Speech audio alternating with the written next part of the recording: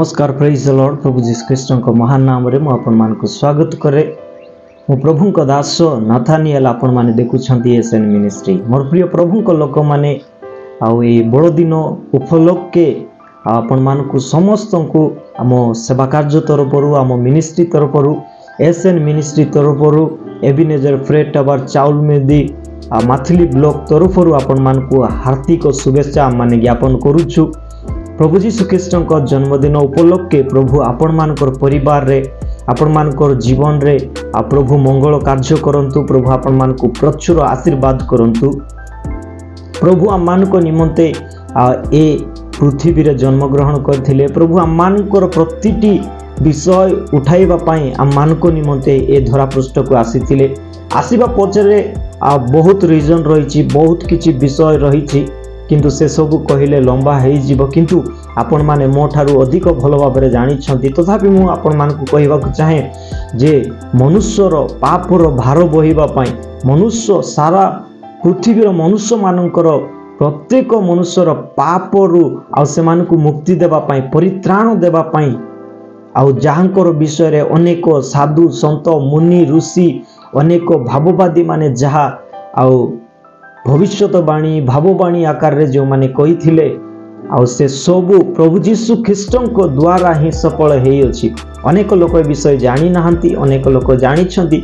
जो माने जानी छंती से माने आनंद मनाउ छंती, बड़ दिन पर्व को पालन करू छंती, बड़ दिन को पर्व बोली से माने पालन करू छंती।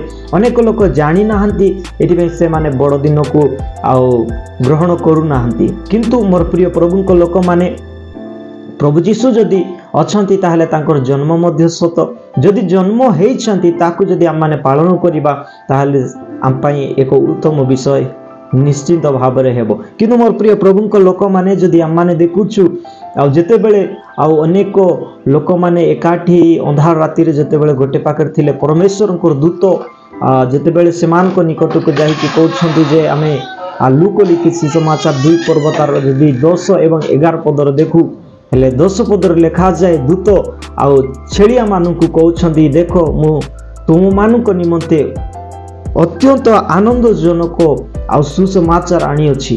आज सारा जगत रहिथिबा लोक मानू को प्रभु जीसु ख्रीष्टंकर एही अत्यंत आनंदजनक सुसमाचार आम सेवा कार्य तरफरु आपण मान को आमे शुभकामना जणाउछु। एवं जदि आमे 11 पद देखुछु से जगह लिखा जाए जे आज दाऊदंक नगर रे तुमान को निमंते त्राणकर्ता जन्म ग्रहण करि अछंती से ख्रीष्ट प्रभु बोली लिखा जाए। आ से होछंती ख्रीष्ट, से होछंती परमेश्वर जहांकर त्राणर आवश्यकता रहिछि बा उद्धारर आवश्यकता रहिछि। आ सेही जे ख्रीष्ट जीसु जन्म ग्रहण करिथिले आज को 2023 मसिया पूर्वे आ ए जगत रे आसीथिबा आमानकर परमेश्वरंकर से जन्मदिन को आम माने स्मरण करी आम माने पालन करूछु। मोर प्रिय प्रभु को लोक माने प्रभु को ठारे बढ़ंतु। प्रभु आपण मान को प्रचुर भाव रे आशीर्वाद करिवे। आगामी 2024 रे जेते बेले आपण माने पदार्पण करिवे प्रभु आपण मानकर परिवार आपण मानकर सेवा कार्य प्रतिटी विषय रे जेपरि प्रचुर आशीर्वाद करिवे एदिबे प्रभु को सहित लागि करंतु। ए वाक्य प्रभु आपण को आपनकर परिवार को आपण मानकर सेवा कार्य को प्रचुर भाव रे आशीर्वाद करंतु। आमेन। God bless you.